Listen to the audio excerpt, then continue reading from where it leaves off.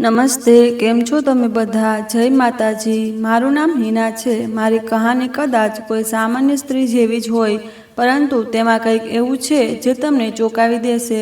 હું આ બધું એટલા માટે કહી રહી છું કે કોઈ અન્ય સ્ત્રી મારા જેવી ભૂલ ન કરે. મારા લગ્નને માત્ર 1 વર્ષ થયું હતું જ્યારે ઉપરવાળાએ મને એક દીકરો આપ્યો. મેં તેનું નામ નયન રાખ્યું. તે દિવસની ખુશી વ્યક્ત કરવા માટે મારી પાસે શબ્દો જ નથી. અને જ્યારે મેં પહેલીવાર તેને ખોળામાં લીધો તો એવું લાગ્યું જાણે આખી દુનિયાની ખુશીઓ મારા હાથમાં આવી ગઈ હોય. તેની નાની નાની શરારતો, તેને નાનકડી હસી, દિવસ રાત હું ફક્ત તેને જ જોતી રહેતી. નયનના જન્મ પછી મારું જીવન બદલાઈ ગયું.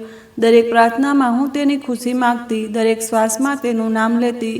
પરંતુ નસીબે મારી સાથે રમત શરૂ કરી. મારા પતિએ અચાનક બીજા લગ્ન કરી લીધા અને તેઓ બદલાઈ ગયા. તેમની નજરો અને તેમની વાતો બંને અજાણ્યા થઈ ગયા. તેઓ ઘરે તો આવતા મોટે ભાગે ચૂપ જ રહેતા અને હું ચૂપચાપ તેમના બદલાતા વ્યવહારને અનુભવતી. એક દિવસ તેમણે સ્પષ્ટ કહી દીધું, હિના, મેં બીજા લગ્ન કરી લીધા છે. તું ઈચ્છે તો ડિવોર્સ લઈ શકે છે. આ સાંભળીને મારું દિલ જાણે તૂટી ગયું. તે સમયે મેં કોઈ દલીલ ન કરી, કોઈ સવાલ ન કર્યો. કદાચ હું જાણતી હતી કે જે માણસના દિલમાંથી પ્રેમ નીકળી જાય ત્યાં રહેવાનો કોઈ ફાયદો નથી.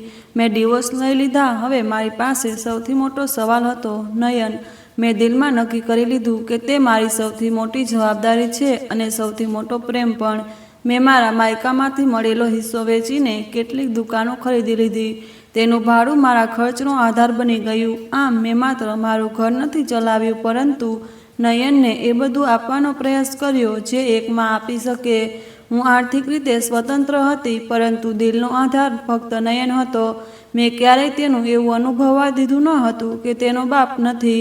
હું તેના માટે માં પણ બની, બાપ પણ અને દોસ્ત પણ. ઘણીવાર સાંજે હું ભાડું એકઠું કરીને ઘરે આવતી તો નયન દોડીને મારા ગળે લાગી જતો અને કહેતો, મમ્મી, તમે આવી ગયા? જુઓ મેં સ્કૂલમાં શું બનાવ્યું. તે પોતાની નોટબુક ખોલીને બતાવતો અને હું તેના દરેક શબ્દને દિલમાં સાચવી લેતી. એક દિવસે ગલીની એક સ્ત્રીએ મને પૂછ્યું, હિના, તને એકલા રહેવામાં મુશ્કેલી નથી પડતી? મેં હસીને કહ્યું, જ્યારે નયન મારી સાથે છે તો મને કઈ બાબતની કમી હોઈ શકે? નયનનું બાળપણ મારી આંખો સામે ખીલતું ગયું.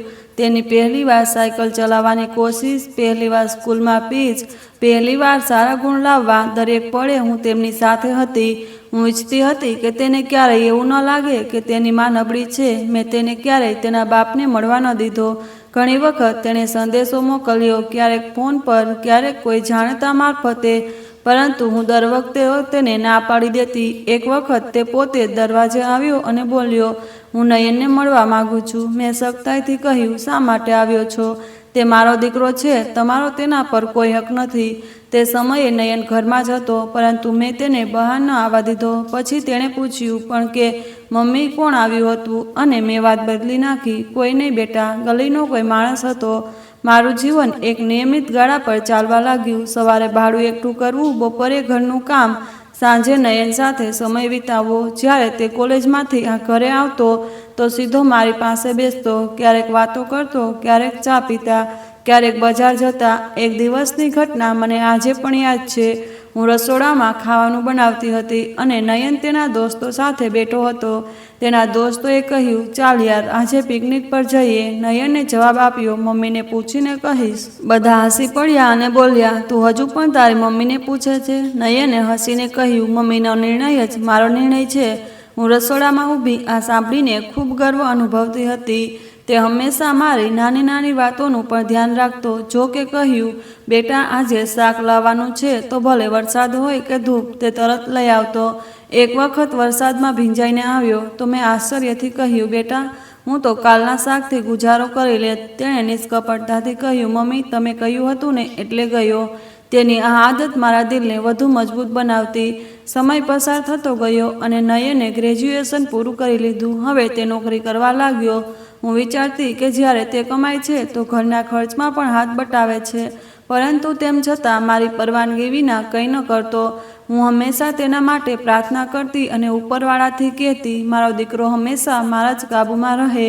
થોડા દિવસ પહેલાંની વાત છે. નયનનો બાપ અચાનક અમારી ગલીમાં આવી ગયો. મેં દરવાજો ખોલ્યો તો સામે ઊભો હતો, વાળમાં સફેદી અને આંખોમાં અજીબ સવાલ. તેણે કહ્યું, હિના, હું મારા દીકરાને મળવા માંગુ છું, બસ થોડી વાર માટે. મેં વિચાર્યા વિના કડક અવાજમાં જવાબ આપ્યો, આ શક્ય નથી. તે મારો દીકરો છે અને તમને મળવાથી તેને કોઈ ફાયદો નથી. તેણે જોરથી કહ્યું, હું તેનો બાપ છું.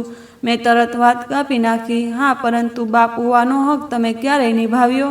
તે ચૂપચાપ પાછો વળી ગયો. એક દિવસ ગલીના કાકાએ કહ્યું, હિના, હવે નયન માટે રિશ્તા જોવા જોઈએ. મેં હસીને વાત ટાળી દીધી. હજુ તો તે ભણે છે, પરંતુ રાત્રે એ જ વાત મારા વિચારોમાં ગૂંજતી હતી. હા, દીકરાના લગ્ન એક દિવસ તો કરવા જ પડશે, પરંતુ દિલમાં એક ડર પણ જાગ્યો, જો તેની પત્ની આવે તે મને ભૂલી જાય તો? એક સાંજે અમે બંને ખાવાનું ખાતા હતા. મેં એમ જ વાતોમાં કહ્યું, બેટા, જો તારા લગ્ન થઈ જાય તો તું ક્યાં રહીશ? તેણે હસીને કહ્યું, મમ્મી, હું ક્યાં જઈશ, તમારી સાથે જ રહીશ. મેં હસીને કહ્યું, પત્ની આવ્યા પછી તો ઘણીવાર દીકરા માને ભૂલી જાય છે. તે તરત બોલ્યો, મમ્મી, હું એવું ક્યારેય નહીં કરું. તેની આ વાત સાંભળી હું હસી, પરંતુ ખબર નહીં શા માટે મારું દિલ તેમ છતાં સંતુષ્ટ ન થયું.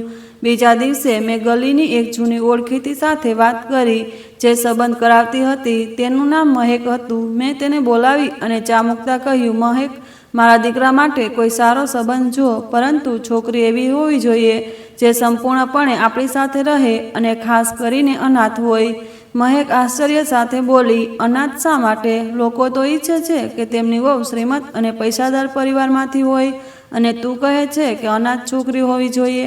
મેં હા પાડી અને કહ્યું, હા, એવી છોકરી જેનું આગળ પાછળ કોઈ ન હોય, જેથી તે આપણને ક્યારેય છોડી ન શકે અને ફક્ત મારી વાત માને. આ વાત મેં કોઈને ન કહી. દેખીતું હતું કે બધા એમ જ સમજે કે હું કોઈ ભલાઈનું કામ કરવા માગું છું, પરંતુ હકીકત એ હતી કે હું મારા દીકરાને કોઈની સાથે પણ વહેંચવા નહોતી માગતી. હું ઈચ્છતી હતી કે તેના જીવનનો દરેક નિર્ણય ફક્ત મારા હાથમાં જ રહે. આ દરમિયાન નયનનો બાપ ફરી દરવાજે આવ્યો. આ વખતે તેના હાથમાં એક નાનકડી ભેટ હતી. તેણે કહ્યું, આ નયન માટે છે, તેને આપી દે. પરંતુ મેં કંઈ બોલ્યા વિના દરવાજો બંધ કરી દીધો. મને લાગ્યું કે તે ધીમે ધીમે નયનના દિલમાં જગ્યા બનાવવાનો પ્રયાસ કરી રહ્યો છે, અને હું ક્યારેય નહીં થવા દઉં. તે જ સાંજે મેં નયનને કહ્યું, બેટા, યાદ રાખજે, જીવનમાં બધું બદલાઈ શકે, પરંતુ માં ક્યારેય નથી બદલાતી. તેણે હસીને કહ્યું, મમ્મી, તમે મારા માટે બધું છો. મેં દિલમાં વિચાર્યું, હા, અને હું ઈચ્છું છું કે હંમેશા આમ જ રહું. મને ખબર હતી કે લગ્ન પછી ઘણીવાર દીકરા બદલાઈ જાય છે. કોઈને પત્નીની ચિંતા લાગી જાય છે, કોઈને અલગ ઘરનો વિચાર આવવા લાગે છે. હું ઈચ્છતી હતી કે તેની પહેલાં બધું જ આયોજન કરી લઉં, એવી વહુ જે મને નયનથી દૂર ન કરે અને મારા ઘરને મારા સિદ્ધાંતો પ્રમાણે ચલાવે. આ બધું વિચારીને મેં નક્કી કરી લીધું કે હવે આગળનું પગલું લગ્ન જ હશે, પરંતુ શરત એ જ કે સંબંધ મારી પસંદગીનો હોય અને જીવન પણ મારી ઈચ્છા પ્રમાણે જ ચાલે. મેં પાછલી રાતે જ નક્કી કરી લીધું કે નયનના લગ્ન કોઈ અનાથ છોકરી સાથે જ કરાવીશ. આ કોઈ ભાવુક નિર્ણય નહોતો, પરંતુ સંપૂર્ણ વિચારીને લીધેલો હતો. સવાર થતાં જ મેં ફરી મહેકને બોલાવી. મેં કહ્યું, મહેક, મને ઉતાવળ નથી, પરંતુ શરત નહીં બદલાય. છોકરી અનાથ હોવી જોઈએ. મહેકે માથું હલાવીને કહ્યું, ઠીક છે, હું જોઈશ, પરંતુ શરત થોડી મુશ્કેલ છે. દરેક ઘરમાં આવી છોકરી નથી મળતી. મેં હળવેકથી હસીને કહ્યું, મને ઉતાવળ નથી, બસ શરત ન બદલાવી જોઈએ. થોડા દિવસો પસાર થયા. મહેકનો કોઈ ફોન ન આવ્યો. પછી એક બપોરે તે અચાનક આવી. તેના હાથમાં એક કાગળ હતો. તે બોલી, હિના, મને તારી શરત પ્રમાણે એક છોકરી મળી છે. ઉંમર ઓછી છે, સારી છે અને અનાથ પણ. હું રસપૂર્વક બોલી, ચાલ થોડી વિગતે કહે. મહેકે કહ્યું, છોકરીનું નામ આશા છે. તેના માતા પિતા બાળપણમાં જ મરી ગયા હતા અને તેને તેની ફઈએ ઉછેરી છે. તે ઈચ્છે છે કે તેને દહેજમાં કંઈ ન આપવું પડે, એટલે તે તેના લગ્ન એક વૃદ્ધ સાથે કરીને છુટકારો મેળવવા માગતી હતી. પરંતુ જ્યારે મેં તારો સંબંધ કહ્યો તો તે તરત રાજી થઈ ગઈ. મેં સંતોષથી માથું હલાવ્યું. દહેજની મને કોઈ પરવા નથી, બસ છોકરી સારી અને વાત માનનારી હોવી જોઈએ. મહેકે કહ્યું કે આશાએ 10મા ધોરણ સુધી અભ્યાસ કર્યો છે. તે સમજદાર છે અને હોશિયાર પણ. મેં કહ્યું, કાલે જ જઈને જોઈએ. મહેકે હસીને કહ્યું, મને ખબર હતી કે તું જલ્દી હા કરી દેશે. બીજા દિવસે હું અને મહેક આશાના ઘરે પહોંચ્યા. તે એક જૂનું ઘર હતું. બેઠકમાં થોડા ફૂલ રાખેલા હતા. અંદર ગયા તો એક અડધી ઉંમરની સ્ત્રીએ અમારું સ્વાગત કર્યું. આ તેની ફઈ હતી. તેમણે કહ્યું, બહેન, અમારી આશા નિષ્કપટ અને સાદી છોકરી છે, ભણેલી ગણેલી છે, પણ અમે લોકો ગરીબ છીએ. મેં કહ્યું, મને ધન દોલતની શોધ નથી, હું તો ફક્ત એક શરીફ વહુ ઈચ્છું છું. ત્યારે આશા ઓરડામાંથી બહાર આવી. તેને જોતાં જ મારા દિલે કહ્યું, આ જ છોકરી છે. તેનો ગોરો રંગ, તેની મોટી મોટી આંખો અને નિષ્કપટ ચહેરો જોઈને હું દંગ રહી ગઈ. તેને ચાલવામાં પણ એક આત્મવિશ્વાસ હતો. તેણે આવીને અમને નમસ્તે કર્યું અને નજર નીચી કરી લીધી. મેં તેની ફઈને થોડા સવાલ પૂછ્યા. આશાને કેટલું કામ આવડે છે? આના પર ફઈ બોલી, અમારી આશા બધું કરી શકે છે, કોઈને ફરિયાદનો મોકો નહીં આપે. મેં પૂછ્યું, ભણવાનો શોખ તો નથી ને? ફઈ બોલી, શોખ તો છે, પણ પરિસ્થિતિએ તેને રોકી દીધી. આ સાંભળીને મેં વિચાર્યું કે આ સારું છે. જો તે ભણવા માગશે તો હું સંભાળી લઈશ. મહેકે પૂછ્યું, હવે શું નિર્ણય છે? મેં કહ્યું, નિર્ણય થઈ ગયો. મારા નયનના લગ્ન આશા સાથે સાદગીથી થશે, કોઈ ધામધૂમ નહીં. ઘરે પાછા આવીને મેં નયનને કહ્યું, બેટા, મેં તારા માટે એક ખૂબ સારી છોકરી જોઈ છે. સુંદર છે, સાદી છે અને તારી મા માટે બધું કરનારી. નયનને ફક્ત એટલું જ કહ્યું, મમ્મી, તમને જે યોગ્ય લાગે તે કરો, મને તે મંજૂર છે. આ સાંભળીને મારો ઈરાદો વધુ પાકો થઈ ગયો. મહેકે આગલા અઠવાડિયાની તારીખ નક્કી કરાવી દીધી. ફઈએ પણ કોઈ માગણી ન રાખી. મેં વિચાર્યું કે સાદગી જ શ્રેષ્ઠ છે. દિલમાં ને દિલમાં વિચારતી હતી કે હવે મારું ઘર પૂર્ણ થશે. એક એવી વહુ આવશે જે ઘર પણ સંભાળશે અને મારા કાબૂમાં પણ રહેશે. લગ્નનો દિવસ આવ્યો તો બધું મારી ઈચ્છા પ્રમાણે થયું. ગલીના થોડા લોકો બેઠકમાં હતા. આશા હવે અમારા ઘરની વહુ બની ગઈ હતી. લગ્ન થયા પછી તરત જ મેં ઘરના કામોની યાદી બનાવીને આશાને આપી દીધી અને કહ્યું, જો બેટા, સવારે 5 વાગે ઉઠવું, સૌથી પહેલાં નાસ્તો બનાવવો, પછી ઘર સાફ કરવું, કપડાં ધોવા અને બપોરનું ખાવાનું તૈયાર કરવું, સાંજે ચા અને રાતનું ખાવાનું તારી જવાબદારી છે. તેણે કંઈ બોલ્યા વિના માથું હલાવી દીધું. પહેલી રાતે મેં નયનને કહ્યું, બેટા, આશા આ ઘરમાં નવી છે અને કાલે સવારે તેને વહેલી ઉઠાડવી. નયને ખચકાતા કહ્યું, જેવું તમે કહો. થોડીવાર ઓરડામાં જઈને તે પાછો મારી પાસે આવી ગયો. બીજા દિવસે પણ એવું જ થયું. હું દરેક વખતે કોઈને કોઈ કામ કહી દેતી. ક્યારેક કહેતી, બેટા, બજારમાંથી લોટ લઈ આવ. ક્યારેક કહેતી, ઉપરના ઓરડાની સફાઈ કરવાની છે. આમ સાંજ પસાર થઈ જતી અને આશાને નયન સાથે સમય ન મળતો. મહિનાઓ પસાર થતા ગયા અને આ જ રીત બની ગઈ. નયન મારી વાત વિના પોતાની પત્ની પાસે જતો. જો આશા પોતે કોશિશ કરતી તો હું કોઈ નવું કામ આપી દેતી. એક દિવસ નયન તેના ઓરડા તરફ જતો હતો તો મેં તેને અવાજ આપીને કહ્યું, બેટા, આ પડદો બદલી દે, મહેમાન આવવાના છે. તે ઊભો રહી ગયો અને તરત મારું કામ કરવા લાગ્યો. આશાનો સંયમ આશ્ચર્યજનક હતો. મેં તેને ક્યારેક ફરિયાદ કરતી ન સાંભળી. જો ક્યારેક થાકી જતી તો ચૂપચાપ બેસી જતી અને જેવું હું બોલતી તે તરત ઊભી થઈ જતી. એક દિવસ મેં કહ્યું, બેટી, તારો હાથ ઘાયલ છે, કાલે વાસણ ન ધોવા. પરંતુ બીજી જ ક્ષણે મેં જોયું કે તે ચૂપચાપ રસોડામાં જઈને વાસણ ધોઈ રહી હતી. મેં પૂછ્યું, શા માટે કરે છે? તેણે જવાબ આપ્યો, મમ્મી, તમે થાકી જશો, હું કરી લઉં. નયનને ક્યારેય આ બધું અજીબ લાગતું. એક દિવસ તેણે કહ્યું, મમ્મી, આશાને થોડું આરામ કરવા દો. મેં તરત કહ્યું, બેટા, ઘરમાં સ્ત્રીનું અસલી કામ ઘર સંભાળવાનું જ હોય છે. તું ચિંતા ન કર, તે ખુશ છે. નયને ફક્ત માથું નમાવી દીધું. એક દિવસ સાંજે નયને ઓફિસેથી આવ્યો. ખાવાનું ખાધા પછી તે મારી પાસે બેઠો અને ધીમેથી બોલ્યો, મમ્મી, એક વાત કરવી હતી. મેં પાણીનો ગ્લાસ મૂકતા કહ્યું, હા બેટા, કહે, શું વાત છે? તે થોડો ખચકાયો, પછી બોલ્યો, આશા કહેતી હતી કે તે પોતાનો અભ્યાસ પૂરો કરવા માગે છે. મેં ચાનો કપ ટેબલ પર મૂકી દીધો અને તેને ઘૂરીને જોયું. ભણવાનો મતલબ? એટલે ઘરના બધા કામ છોડીને પુસ્તકોમાં સમય બગાડવો? તેણે કહ્યું, મમ્મી, તે કહેતી હતી કે સાંજે જ્યારે કામ પૂરું થઈ જાય તો થોડું ભણી લેશે, તમને કોઈ તકલીફ નહીં થાય. મેં સખત અવાજમાં કહ્યું, બેટા, આ બધું ફક્ત બહાના છે. જો તે ભણવા લાગશે તો ઘર કોણ સંભાળશે? તારા કપડાં, ખાવાનું અને બાકીનું બધું કામ કોણ કરશે? મને આ બધું નથી જોઈતું. નયને માથું નમાવી લીધું અને કહ્યું, જી મમ્મી, તમે જે કહો તે જ થશે. તે જ રાત્રે મેં આશાને બોલાવીને કહ્યું, બેટા, આ ઘર તારું છે અને આ ઘરના કામો તારી ફરજ છે. ભણવાના શોખમાં તારી ફરજ ન ભૂલી જતી. તેણે ધીમેથી કહ્યું, મમ્મી, હું વચન આપું છું કે કામમાં ક્યારેય કમી નહીં આવે. બસ થોડો સમય ભણવા માટે ઈચ્છું છું. મેં વાત કાપી નાખી અને કહ્યું, આ વિષય ફરીથી ન ઉઠાવવો. થોડા દિવસો પસાર થયા. મને લાગ્યું કે આ વાત હવે ખતમ થઈ ગઈ. પરંતુ એક સવારે એવી ઘટના બની જેણે મારો ગુસ્સો ભરી દીધો. હું ઊંઘમાંથી ઉઠી અને રોજની આદત પ્રમાણે અવાજ આપ્યો, આશા, ચા બનાવ. પરંતુ કોઈ જવાબ ન આવ્યો.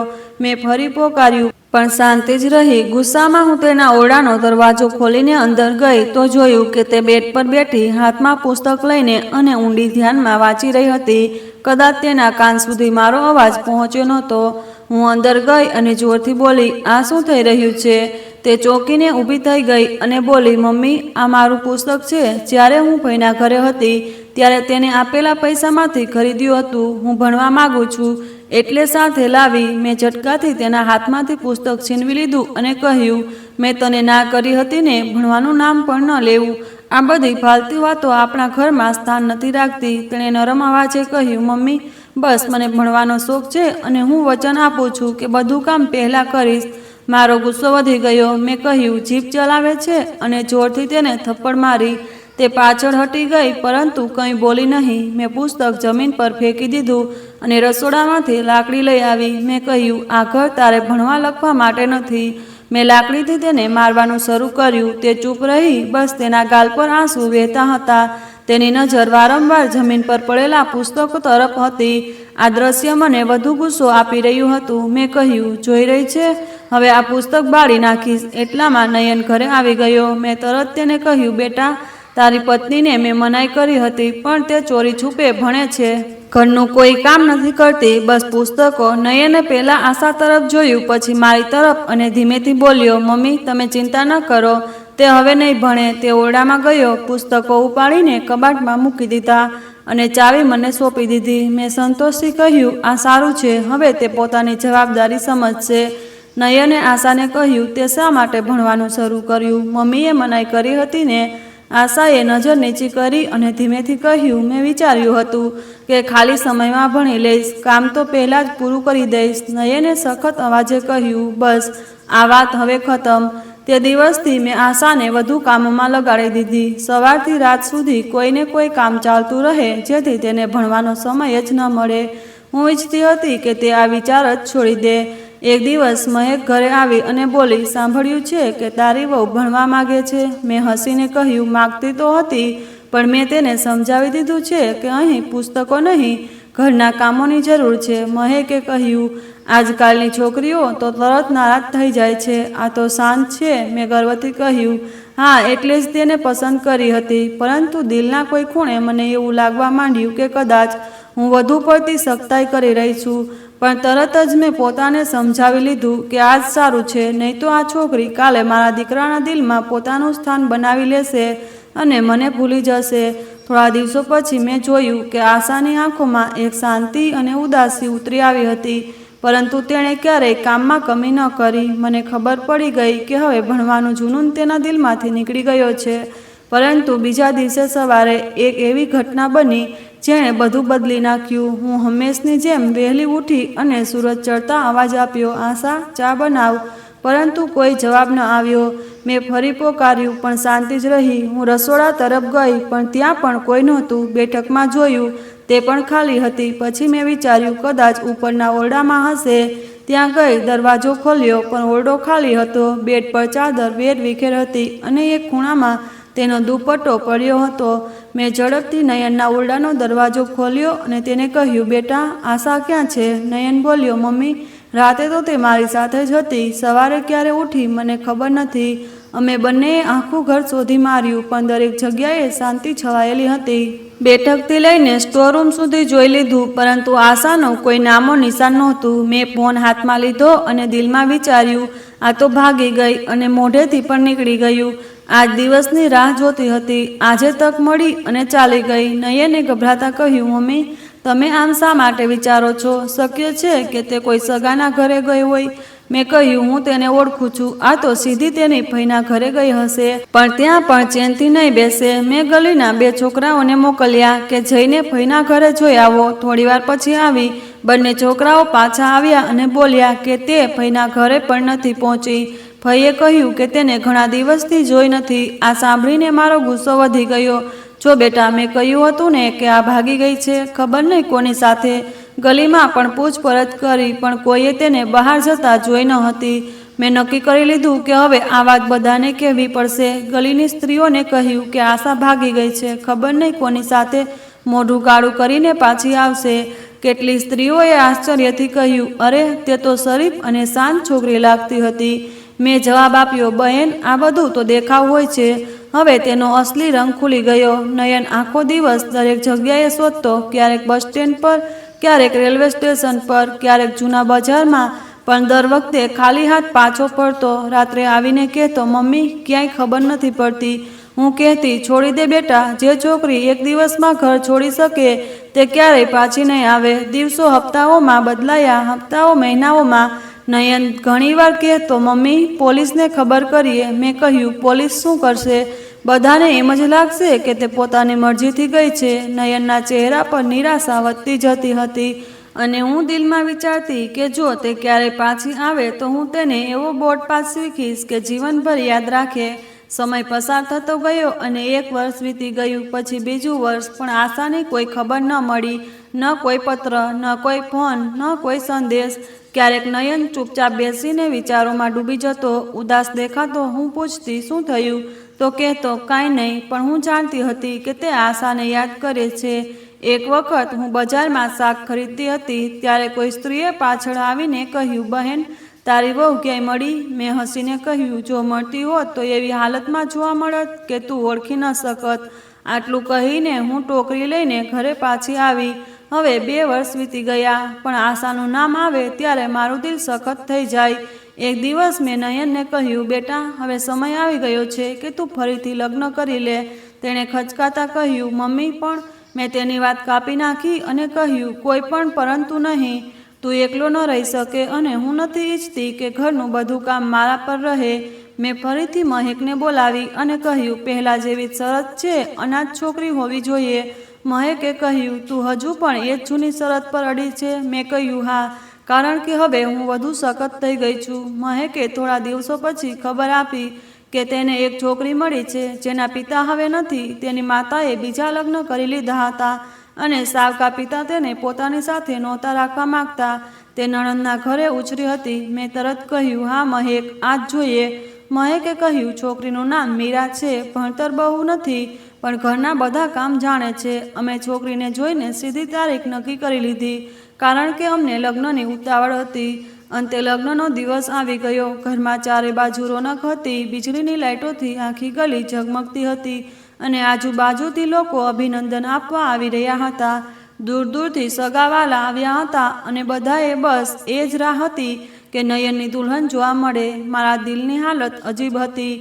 એક તરફ દીકરાની ખુશી જોઈને મન ભરાઈ આવ્યું કે હવે ઘર ફરીથી વસી જશે, પણ અંદર કાને આશાનો ચહેરો પણ યાદ આવી રહ્યો હતો.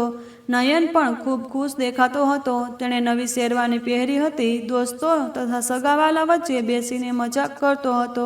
ત્યાં દુલ્હન બનેલી મીરા લાલ ડ્રેસમાં અતિ સુંદર લાગતી હતી. તેનું હાસ્ય જાણે આખું ઘર રોશન કરી દેતું હતું. જ્યારે જાન દરવાજે પહોંચી તો ઢોલ નગારાનો અવાજ ગૂંજી ઉઠ્યો. બાળકો દોડાદોડી કરીને રમતા હતા. મીઠાઈઓ વહેંચાતી હતી અને દરેક જણ આ પ્રસંગનો આનંદ માણી રહ્યા હતા. લગ્નનો સમય આવ્યો તો માહોલ એકદમ શાંત થઈ ગયો અને થોડી જ વારમાં નયન અને મીરાના લગ્ન થઈ ગયા. એક પળે મારી આંખોમાં આંસુ આવી ગયા, પણ તે ખુશીના હતા. મેં હાથ જોડીને પ્રાર્થના કરી કે ભગવાન આ બંનેનો સંબંધ હંમેશા સલામત રાખે અને અમારા ઘરમાં ફરી ક્યારેય ઉદાસી ન આવે. લગ્ન પછી અનેક પ્રકારના પકવાનોની સુગંધથી આખું ઘર મહેકી રહ્યું હતું. દરેક જણ મજા લઈને ખાતા હતા અને દુલ્હા દુલ્હનને આશીર્વાદ આપતા હતા. રાત ઢળતા ઢળતા જ્યારે વિદાયનો સમય આવ્યો તો માહોલ બદલાઈ ગયો. મીરાની માતા વારંવાર તેને ગળે લગાવીને રડતી હતી અને બધાની આંખો ભીની થઈ ગઈ. નયને આગળ વધીને મીરાને સંભાળી અને કાર સુધી લઈ આવ્યો. તે પળે મારા દિલે કહ્યું કે કદાચ હવે ખરેખર મારું ઘર ફરીથી વસી જશે. આશાના જવાથી જે ખાલીપણું રહી ગયું હતું તે હવે ધીમે ધીમે ભરાઈ જશે. તે રાતે ઘર મહેમાનોથી ભરેલું હતું. દરેક ઓરડામાં ચહલપહલ હતી. મારું દિલ સંતોષ પામ્યું કે મારી પ્રાર્થના આખરે સાંભળવામાં આવી. લગ્ન પછીના શરૂઆતના દિવસોમાં જાણે આખા ઘરમાં બહાર આવી ગઈ. મીરા જ્યારે દુલ્હન બનીને આ ઘરમાં આવી તો તેનો દરેક અંદાજ બધાને ગમી ગયો. તે મીઠી મીઠી વાતો કરતી, બધાને ઇજ્જત આપતી અને પોતાના કામમાં ખૂબ સ્ફૂર્તિ બતાવતી. સગાવાલા પણ કહેતા કે નયનનું નસીબ ખૂબ સારું છે કે આવી સમજદાર અને સભ્ય વહુ મળી. સાચું કહું તો ઘરના ખૂણે ખૂણે રોનક પાછી આવી ગઈ હતી. સવાર થતાં જ મીરાની હાસ્યથી આંગણું ગુંજી ઉઠતું અને જ્યારે રાત્રે આખું કુટુંબ એકસાથે ખાવાનું ખાતું તો એવું લાગતું કે જાણે કોઈ અધૂરો ટુકડો ફરીથી જોડાઈ ગયો હોય. નયન પણ પોતાના નવા જીવનમાં ખૂબ ખુશ દેખાતો હતો.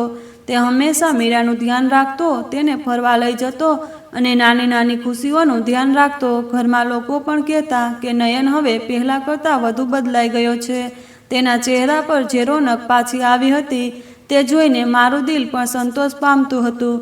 મને લાગતું હતું કે કદાચ હવે ખરેખર આ ઘરમાં નસીબ બદલાઈ રહ્યું છે.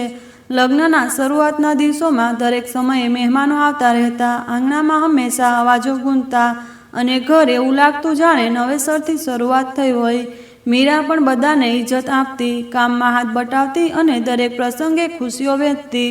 મને લાગતું હતું કે જાણે હવે મારા જીવનનો થાક ઓછો થઈ રહ્યો છે અને તે ખાલીપણું ભરાઈ રહ્યું છે જે વર્ષોથી અંદર ખાને ખાઈ રહ્યું હતું. લગ્નને થોડા દિવસો થયા હતા પણ ઘરમાં દરેક દિવસ એક નવો ઉજાસ લાગતો હતો. મીરા દરેક કામ હસતા હસતા કરતી. ક્યારેક રસોડામાંથી જઈને સાસુ માટે ચા બનાવી દેતી તો ક્યારેક મહેમાનોને ખૂબ પ્રેમથી બેસાડતી. તેની નજરોમાં એક નિષ્કપટતા ઝળકતી જેના કારણે મને લાગતું કે કદાચ આ વખતે વહુ ખરેખર ઘરને ખુશીઓથી ભરી દેશે. ગલીની સ્ત્રીઓ પણ કહેતી, તારી વહુ તો ખૂબ ભલી અને સમજદાર છે, દરેક સાથે પ્રેમથી વર્તે છે. આ સાંભળીને મારું દિલ વધુ ખુશ થઈ જતું. નયનનું હાસ્ય પણ હવે પહેલાં કરતાં અલગ હતું. તે ઘણીવાર મને કહેતો, મમ્મી જુઓ ને મારું જીવન કેટલું બદલાઈ ગયું છે. તેને ખુશ જોઈને મારા માટે બધું સરળ લાગવા લાગ્યું. હું વિચારતી કે ચાલો હવે આ ઘરની સ્થિતિ બદલાશે અને કદાચ મને પણ થોડો નિરાંતનો શ્વાસ મળશે. ચારે બાજુથી મીઠાઈ અને ચહલ પહલ હતી. સવારે ઉઠતા જ આંગણામાં તાજગીનો અનુભવ થતો. મીરા દરેક નાની મોટી બાબત પર ધ્યાન આપતી અને ઘરનો માહોલ એવો બનાવતી કે કોઈ આવે તો આશીર્વાદ આપીને જાય. મને લાગતું કે હવે કદાચ મારું નસીબ બદલાઈ ગયું છે. પરંતુ થોડા અઠવાડિયા પસાર થયા ત્યારે મેં મીરાના વર્તનમાં હળવો ફેરફાર અનુભવવા માંડ્યો.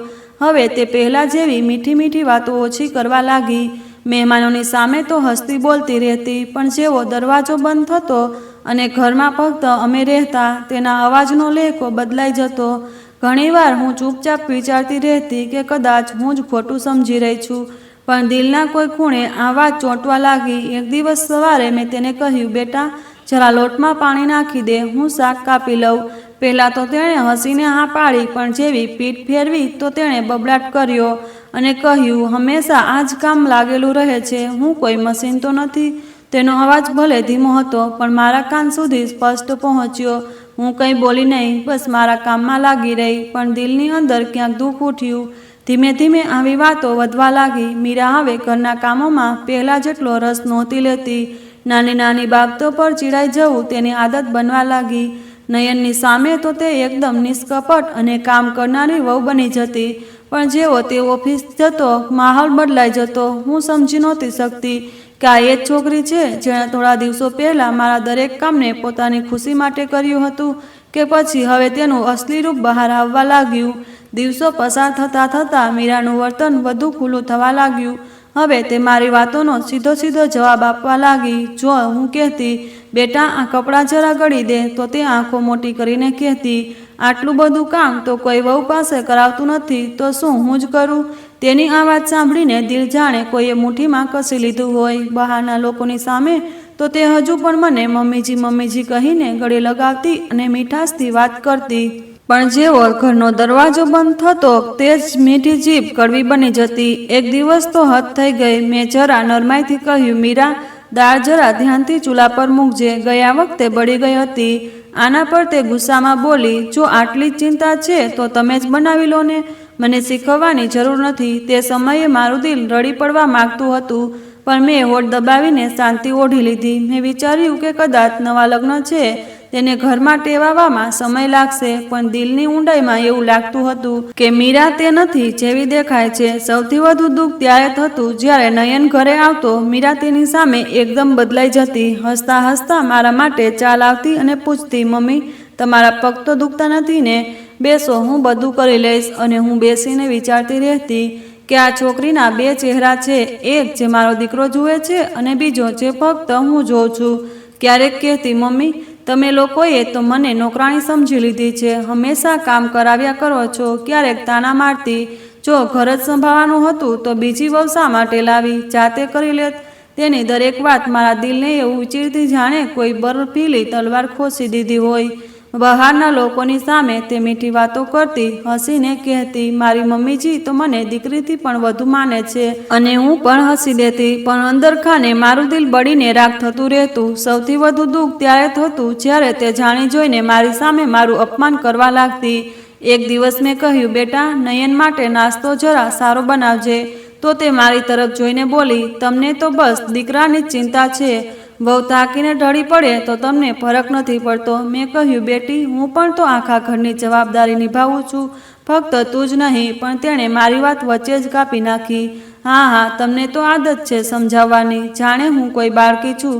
બસ સાસુઓનું એ જ કામ હોય છે. તે પડે એવું લાગ્યું જાણે કોઈએ મારા ચહેરા પર થપ્પડ મારી દીધી હોય. પણ મેં ફરી ચૂપ રહેવું પસંદ કર્યું. ધીમે ધીમે તેણે ઘરનો માહોલ પોતાના હાથમાં લેવાનું શરૂ કર્યું. ખાવામાં શું બનશે, કયું કામ ક્યારે થશે, કોને મળવા આવવું અને કોની સાથે નહીં, બધું તેણે નક્કી કરવાનું શરૂ કર્યું. જો હું થોડી રાય આપતી તો કહેતી, હવે આ ઘર મારું છે, મને ન કહો શું કરવું અને શું નહીં. અને સૌથી મોટું દુઃખ ત્યારે થયું જ્યારે તેણે નયનની સામે પણ મારી ફરિયાદો કરવાનું શરૂ કર્યું. તે કહેતી, મમ્મી તો મને ક્યારેય પસંદ જ નથી કરતા, હંમેશા ખામીઓ કાઢ્યા કરે છે. નયન બિચારો જેની સામે ચૂપ રહેતો, તે બધું સમજી ન શક્યો કે હકીકત શું છે. તેના દરેક તાના મારી આત્માને છલની કરતા. ક્યારેક કહેતી, તમને તો બસ પોતાની હુકુમત ચલાવી છે, મારી ખુશી દુઃખની તમને શું ખબર. ક્યારેક કહેતી, તમે વૃદ્ધ થઈ ગયા છો, હવે આરામ કરવું જોઈએ, ઘર હું ચલાવીશ. સાંભળવામાં તો આ વાતો સામાન્ય લાગતી, પણ તેના અવાજમાં જે ઝેર ભરેલું હતું તે મને અંદર સુધી ચીરી નાખતું. રાત્રે પલંગ પર પડતા પડતા હું પોતાની જાતને પૂછતી, શું આજ મારી બધી મહેનતનું ઇનામ છે, મારી બધી પ્રાર્થનાઓનું, કે આજે મારી જ વહુતાનાને ભાર સહેવો પડે છે. સમજાતું નહોતું કે મીરાની અંદર આટલી ચાલાકી ક્યાંથી ભરાઈ ગઈ. બહારના લોકોની સામે એટલી પ્યારી, એટલી શરીફ સ્ત્રી બનીને જીવતી કે લોકો તેના વખાણના પુલ બાંધતા. પણ જેવો દરવાજો બંધ થતો તેની અસલિયત બહાર આવતી. અને સૌથી ખતરનાક ખેલ તો તેણે નયનની સામે રમવાનું શરૂ કર્યું.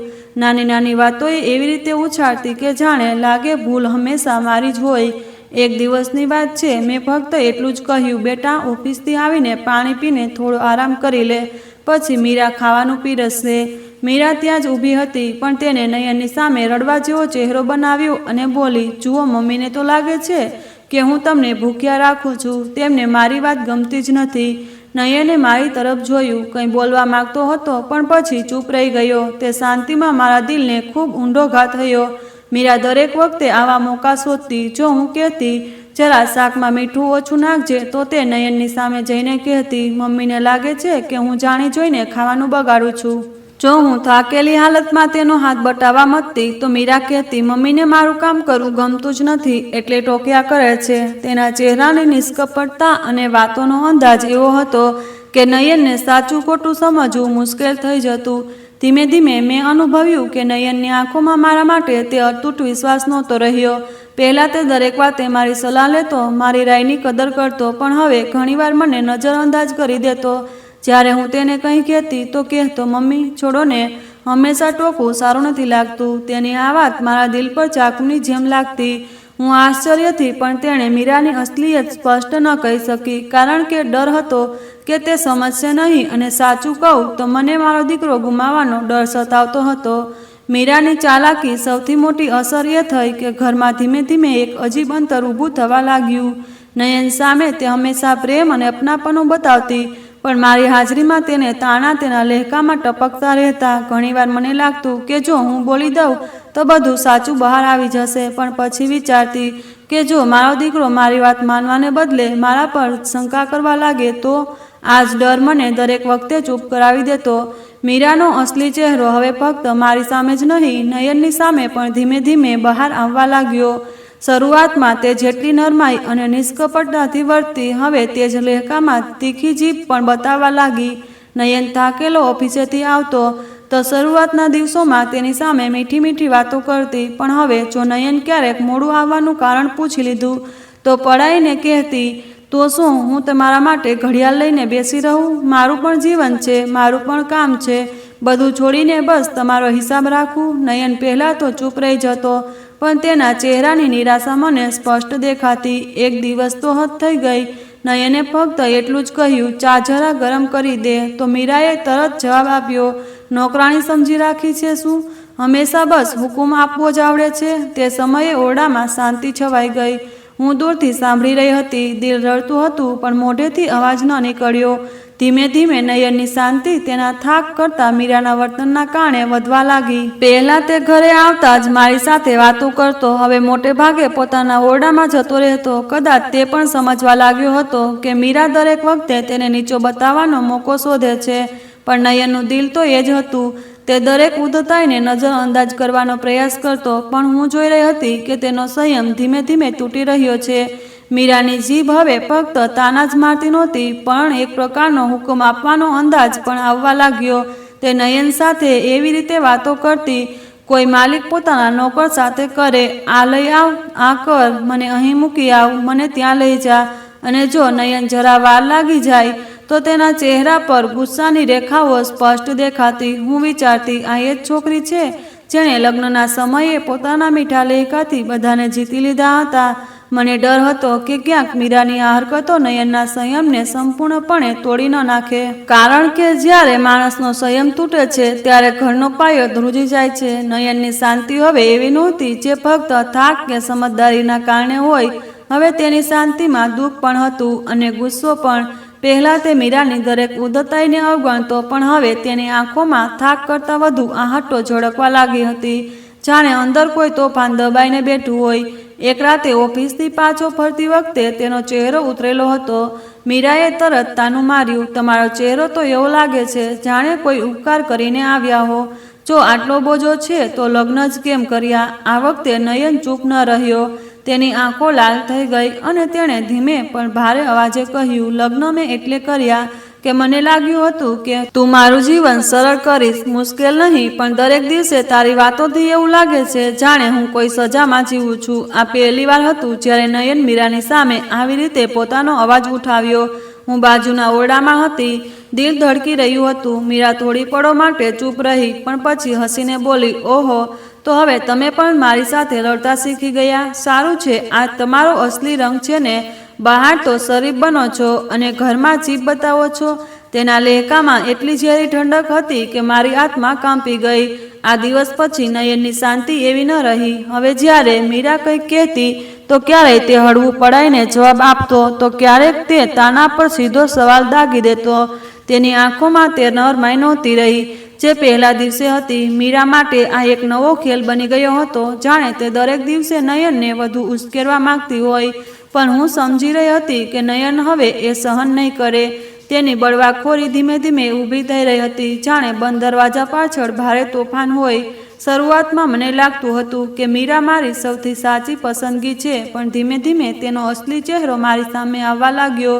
તે નાની નાની વાતો પર ઠપકો આપતી, ઇજ્જત ઘટાડતી, અહીં સુધી કે મારી સામે પણ તેની સાથે એવી વાતો કરતી જાણે તે તેનો પતિ નહીં પણ કોઈ ગુનો કરનાર આરોપી હોય. તે સમયે મારી આંખો સામે આશાનો ચહેરો ફરવા લાગતો.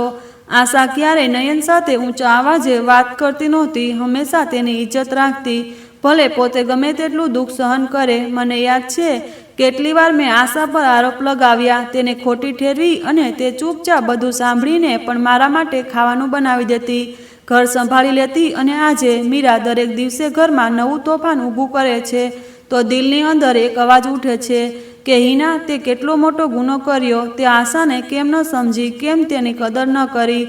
હર રાત જ્યારે બધા સૂઈ જાય તો હું મારા ઓરડામાં બેસીને વિચારું કે કાશ સમયને પાછો ખેંચી શકું. કાશ આશાને કહી શકું કે તે આ ઘરની રોનક હતી, તે જ આ ઘરની અસલી ખુશી હતી. પણ હવે તો બધું હાથમાંથી નીકળી ગયું છે. આજે મને સમજાય છે કે અસલી વહુ તે જ હતી જેણે અમને દિલથી અપનાવ્યા હતા, પણ અમે તેમને ઠુકરાવી દીધી. હવે જ્યારે મીરાને જોઉં છું તો દિલથી નીકળે છે અને આશાની કદરનો અહેસાસ થાય છે. હવે તો હાલત એવી થઈ ગઈ છે કે ઘરનો દરેક દિવસ નવા તોફાનની રાહમાં પસાર થાય છે. મીરાનો ગુસ્સો હદથી વધી ગયો. તે નયનની નાની નાની વાત પર એવી ચીસો કરે જાણે તે તેનો ગુલામ હોય. એક દિવસ તો હદ થઈ ગઈ. નયન ઓફિસથી થાકેલો પાછો ફર્યો.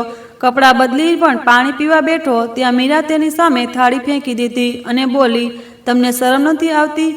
સ્ત્રી આખો દિવસ કામ કરે છે અને તમે આવીને રાજા બનીને બેસી જાઓ. નયનની આંખોમાં જે લાચારી હતી તે મારી આત્માને ચીરી ગઈ.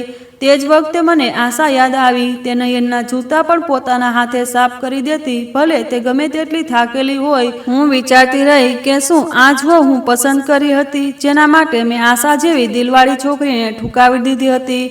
મારા ગુનાનો બોજ એટલો ભારે થઈ ગયો કે હવે દરેક પળ મને આશાની કમી અને તેની કદરનો અહેસાસ કરાવે છે. હું પોતાને ધિક્કારું છું, પોતાના પર ગુસ્સો કરું છું કે આખરે કેમ મેં પોતાના હાથે તે કિંમતી હીરાને આ ઘરમાંથી નીકાળી દીધો.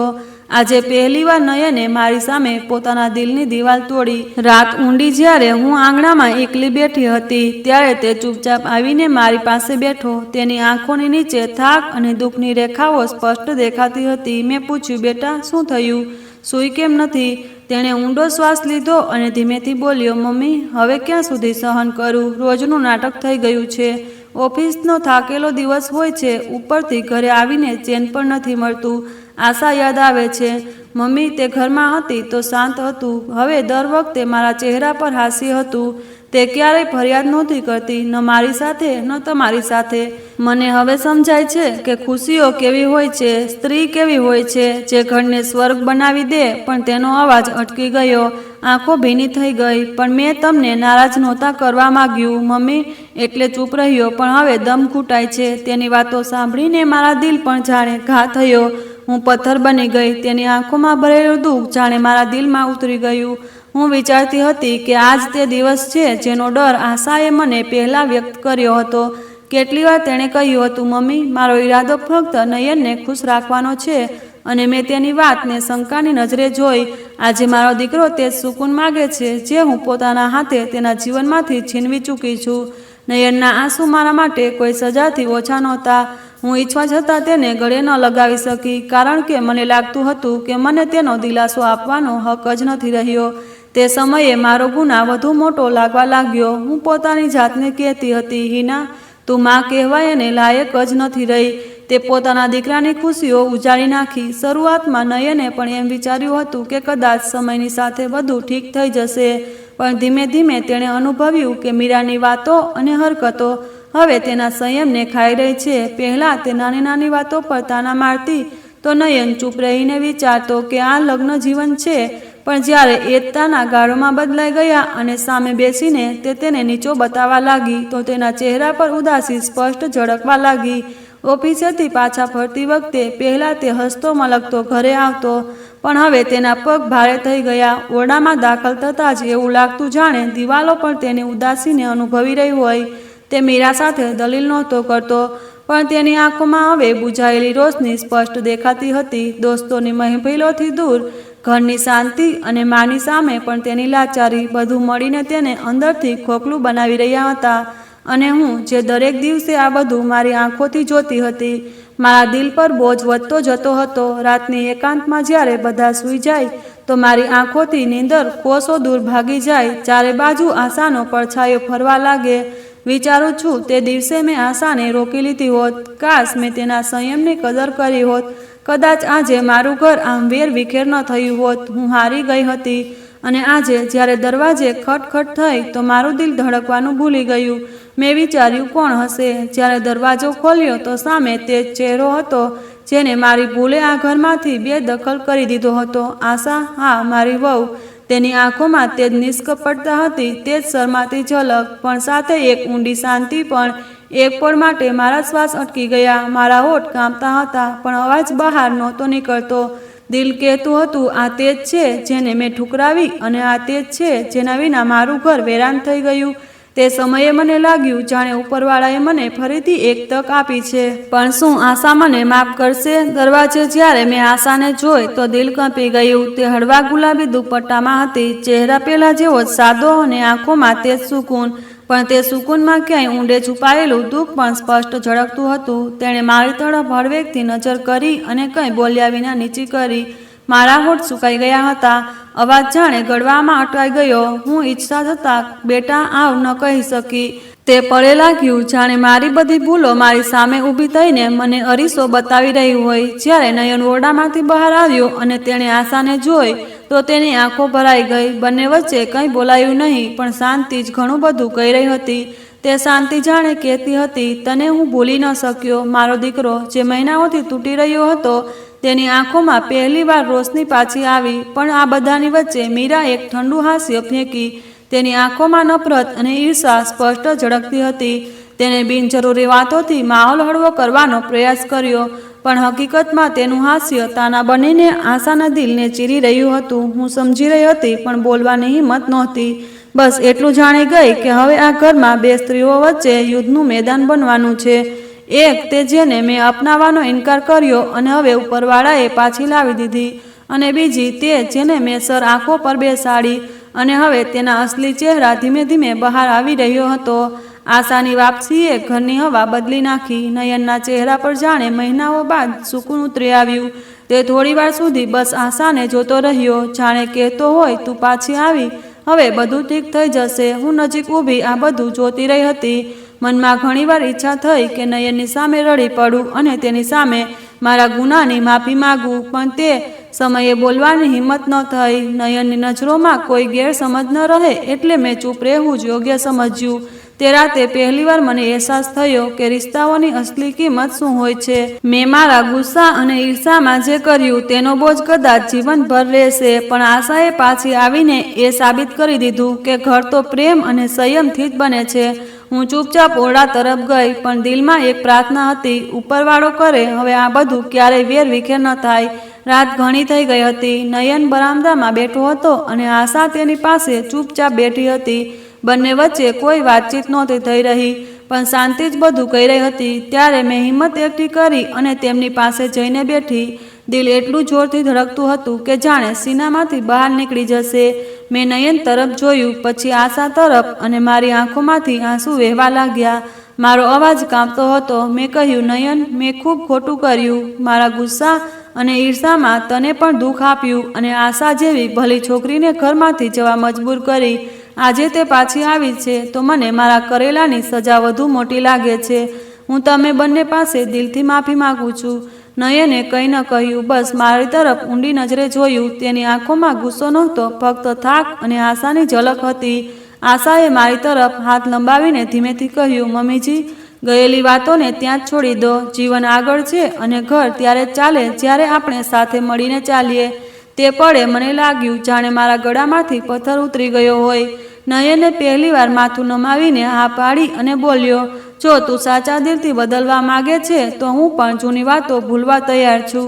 તે રાત પછી મારા માટે આ ઘર ફક્ત એક છત ન રહ્યું, પણ એક અમાનત બની ગયું જેને સંભાળવી મારી જવાબદારી હતી। આજે જ્યારે પાછળ ફરીને જોઉં છું તો સમજાય છે કે માણસની અંદરનો ગુસ્સો, ઈર્ષા અને અહંકાર ઘર નથી તોડતા, પણ સૌથી પહેલાં માણસને તોડી નાખે છે।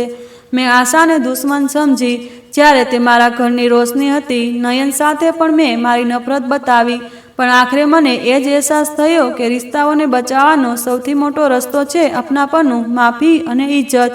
જો હું પહેલાં જ મારી વિચારસરણી બદલી લીધી હોત તો આટલું દુઃખ કોઈને ન સહેવું પડ્યું હોત। પણ હવે જે મેં ઠાની લીધું કે રિશ્તાઓમાં ક્યારેય મારી જીભ અને નફરતને હાવી નહીં થવા દઉં। મેં શીખ્યું કે સ્ત્રી જો ઈચ્છે તો ઘરને સ્વર્ગ બનાવી શકે, અને જો જીદ કરે તો એ જ ઘરને નર્ક પણ બનાવી શકે છે। હવે મારી કોશિશ એ જ રહેશે કે દરેક હાલમાં મારા ઘરને સુકૂનથી ભરેલું રાખું। આજે હું મારા અનુભવથી સ્ત્રીઓને એક વાત સમજાવવા માગું છું। આપણે સ્ત્રીઓ ઘણીવાર આપણા જ ઘરની બીજી સ્ત્રીને દુશ્મન સમજી લઈએ છીએ। ક્યારેક સાસુ વહુથી ઈર્ષા કરવા લાગે છે તો ક્યારેક વહુ સાસુને પોતાનો કાંટો માનવા લાગે છે। પણ સચ્ચાઈ એ છે કે જો સ્ત્રી સ્ત્રીની મદદગાર બને તો ઘર નહીં તૂટે પણ વધુ મજબૂત બનશે। સ્ત્રીઓએ તો સમજવું જોઈએ કે ઘર ફક્ત પુરુષની કમાણીથી નથી ચાલતું, પણ સ્ત્રીઓના આપસી પ્રેમ અને ભરોસાથી ચાલે છે। જો આપણે એકબીજાનો હાથ પકડી લઈએ તો બહારની દુનિયા ગમે તેટલી મુશ્કેલ હોય, ઘરની અંદર હંમેશા શાંતિ રહેશે। પણ જો આપણે જ એકબીજાની ઈર્ષા કરતા રહીશું તો એ શાંતિ ક્યારેય નહીં આવે। તો મારી બહેનો, મારી દીકરીઓ, મારી પ્રાર્થના એ જ છે કે આ વાર્તામાંથી તમે બધા શીખો કે નફરતથી કોઈ જીવતું નથી। જ્યારે સ્ત્રી સ્ત્રીને પાળવાનું બંધ કરીને ઉઠાવવા લાગશે, ત્યારે જ અસલી અર્થમાં ઘર સ્વર્ગ બનશે. સ્ત્રીનું અસલી ઘરેણું તેનો સંયમ અને તેની હિંમત છે, અને જ્યારે તે પોતાના જેવી સ્ત્રીનો સહારો બને છે ત્યારે દુનિયાની કોઈ તાકાત તેને નમાવી શકતી નથી. દોસ્તો, આશા છે કે તમને અમારી વાર્તા ગમી હશે. જો વાર્તા ગમી હોય તો વિડીયોને લાઈક કરો, ચેનલ પર નવા હોવ તો ચેનલને સબસ્ક્રાઈબ કરો, અને હા, નોટિફિકેશન બેલ જરૂરથી દબાવો જેથી આગલું અપડેટ પહેલાં મળે.